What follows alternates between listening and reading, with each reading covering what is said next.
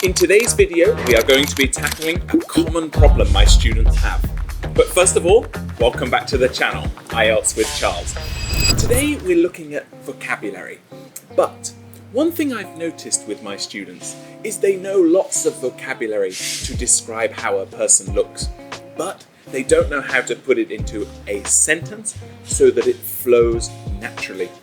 So today, we're going to look at that and also how to use it in our IELTS speaking. So, without further ado, let's have a look at some vocabulary to describe the way that somebody looks.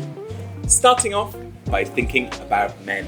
Many students, when they're speaking in IELTS, will say that the man is handsome or he's got a six-pack, but actually, this is not particularly natural, just listing key vocabulary. So, when describing a man's looks, we might describe them as being tall, dark, and illegally handsome, with a V-shaped jawline. Now, I love this because we all understand the word tall, but what do we mean by dark? Dark does not refer to their skin tone. Dark refers to the colour of their hair. And I love that, illegally handsome. So handsome, they should be in jail. Next, let's talk about the skin tone. Now, we can describe someone as being dark, pale, which means light, white skin, or brown skin. But one thing I love is to use the word olive. An olive skin tone is like a Mediterranean style, like a browny tanned look. Now, although this is not very popular in Vietnam, in Western countries, if you have olive tan skin, it's seen as really sexy and a big part of the culture. Next, let's talk about somebody's smile, the smile.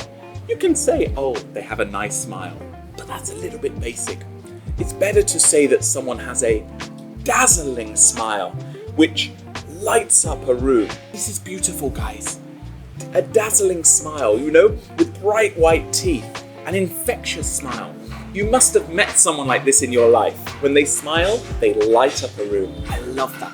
Let's talk next about the colour of somebody's eyes. Now, most people in Vietnam have brown eyes, I think you would agree, but use the vocabulary deep brown eyes. So we might say that somebody has deep brown eyes, and when I stare in them, I feel like I am dreaming. It's beautiful, beautiful English. So remember these when describing a man in your video. So let's imagine they ask you in part 2 to describe a good-looking person. And you decide to talk about Teacher Charles or whichever celebrity that you like. You might start by saying, Teacher Charles has a variety of features. Firstly, he is tall, dark, and illegally handsome with a V-shaped jawline. Secondly, this person has a dazzling smile which lights up a room. It really makes everybody feel over the moon when you gaze into their smile.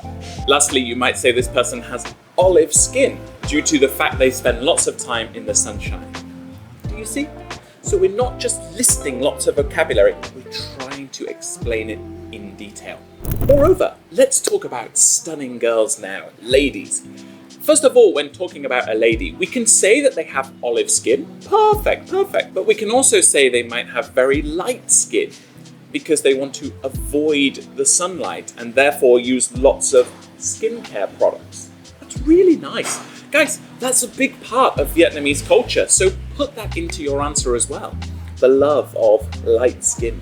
Moreover, you might say that she has a body to die for due to the fact she goes to the gym regularly to work out. Furthermore, and this is beautiful, this is actually a French word that we can use in English. You might say that somebody is very petite. Petite means small, like a small frame. So you can say that somebody is very petite with a stunning body that always turns people's heads. That's beautiful, beautiful. And finally, you might describe someone as being drop-dead gorgeous. So stunning, so gorgeous, so beautiful that when you see them, you feel your heart is going to die. I love that one. Now, this vocabulary we could very easily slot into part 1. If they ask you a question like, who do you live with? Most people say, I live with my mum. No, we can use this vocabulary. We might say, I stay with my drop dead gorgeous mum. She's so wonderful due to the fact that she goes to the gym regularly to work out and therefore has a body to die for. Well, these phrases and vocabulary you can put into parts 1, 2 and 3 whenever you describe a person. So guys, as we come to the end of the video, I would love to encourage you to take notes of this key vocabulary. Write down 2 or 3 of the key sentences that you can use in your IELTS speaking answers. In the next video, I'm so excited to share some phrases to describe somebody's personality. So I hope you will join me in the next video. As always guys, hit subscribe and leave a comment with your favorite pieces of vocabulary to describe a person. I look forward to reading them. Bye for now guys.